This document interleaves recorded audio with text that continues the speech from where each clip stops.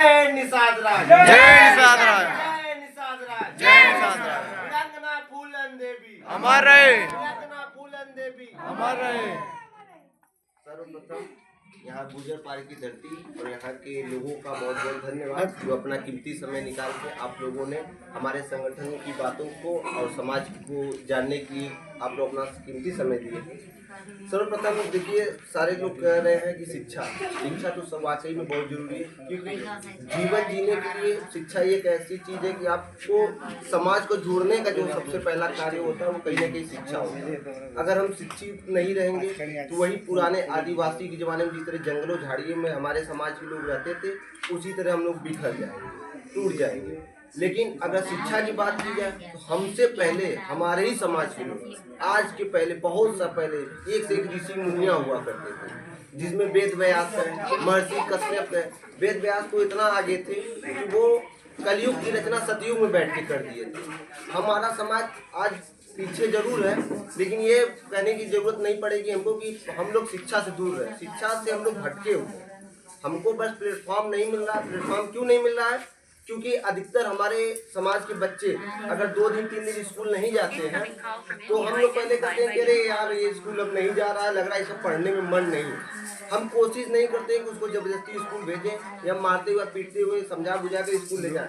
4 दिन अगर वो समाज में काम नहीं किया, नहीं पढ़ने गया, अरे यार भेज दो इसको सूरत, वहाँ पे उसके जीजा रहते हैं, उसके भैया रहते हैं, उसके पुप्पा रहते हैं, मौसा रहते हैं, मामा रहते हैं, भेज दीजिए वहीं पे टाइल्स काम सीख लेगा, सोफा काम बनाने सीख लिया, बेड सोफा बनाने सीख लिया। उसी में वो अपना जीवन को खत्म कर लेते हैं और एक मजदूर बनकर ही रह जाते हैं। शिक्षा लेने का एक मूल कारण ये भी होता है, जैसे सरकारी योजनाएं हमारे समाज में आती है, बहुत से योजनाएं जो है मछुआ समाज की हम लोग के आती है, लेकिन हम लोगों को जागरूक न होने की वजह से, शिक्षा की कमी होने की वजह से वो लाभ जो हम लोग हमारे समाज को मिलना चाहिए वो ठाकुर पंडित भूया लाला वो ले चले जाते हैं, हम लोग नहीं पा पाते। क्यों नहीं पा पाते हैं? क्योंकि हम तो बस यही सोचते हैं कि बस यही जिंदगी, इसके अलावा कुछ नहीं। सरकार कोई भी रहती है हम लोग को योजना में जो लाभ देने की कोशिश करती है, लेकिन हम लोग शिक्षा के अभाव में उस योजना का लाभ नहीं ले पाते। तो हमारे संगठन जो है निषाद सेवा संस्थान, जो हमारा एक NGO बना है, वो समाज को एक मुख्य धारा से जोड़ने की कोशिश से प्रयास किया जा रहा है, जिसमें हम लोग निषाद सेवा संस्थान को जो है लेकर आए कि अपने समाज के अपने वर्ग के लोगों के बीच में जाए और जो एक एक नागरिक है लोगों को जोड़ा जाए, समझाया जाए कि देखिए कि आप शिक्षा की तरफ अगर जाएंगे तो कहीं ना कहीं आपको लाभ मिलेगा। अगर आप इस तरीके से बनवाते हैं तो आपका अधिकार जिस तरीके से पीछे से लोग खाते आए उस तरह खाते चले जाएंगे और हम लोग इसी तरीके से झोपड़ी पट्टी अब में रह जाएंगे। हम लोग का अधिकार कोई देने नहीं आएगा, क्योंकि लोग अक्सर कहते हैं कि जब किसी अधिकार को पाना होता है तो एक बच्चा होता है, जब वो रोता है तभी उसकी माँ उसको दूध पिलाती है, नहीं रोएगा तो उसी तरह वो बैठा रहेगा, उसको कुछ नहीं मिला। तो आपको अपना अधिकार पाने के लिए आपको रोड पे आना पड़ेगा, अपने अधिकार को जानने की जरूरत है। और जानना कैसे? उसके लिए हमको एक बैनर तले आना पड़ेगा, एक समाज को जोड़ने के लिए।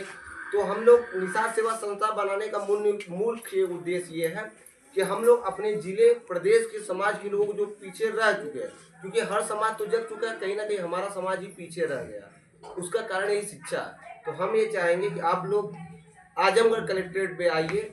5 अप्रैल को निषाद जयंती मनाई जाएगी, जिसमें हमारे इतिहास को बताया जाएगा और किस तरीके से हमारे समाज को आगे ले जाएगा।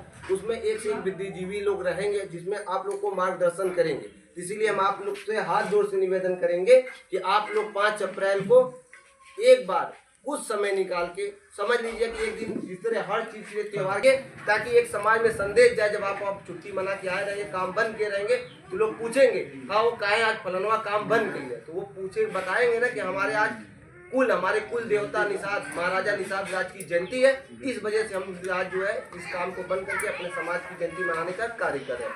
आप देखते होंगे एक चमार समाज का बच्चा जो रहेगा, एक चमार समाज के लोग रहते हैं, जब उनको जो है 14 अप्रैल आता है तो वो बिना कहे जो किसी गांव में अपना धूमधाम से अपनी जयंती मनाते हैं, क्योंकि वो जानते हैं कि हमको जो है अगर जयंती मनाएंगे, अपने इतिहास को नहीं जानेंगे तो हम अपने इतिहास को कभी नहीं जान पाएंगे, ना कभी हम आगे बढ़ पाएंगे। तो अगर समाज को बढ़ना है तो अपने कुल देवता को, अपने पूर्वजों को याद करने की जरूरत है और उनकी जो सीख थी जो हमको मिला है विरासत में, उसको आगे ले जाने की जरूरत है। इसीलिए मैं आप लोग से एक बार पूरा निवेदन करूंगा कि आप लोग अपना कीमती समय 5 अप्रैल को कलेक्ट्रेट कचहरी नेहरू हॉल में जरूर आए।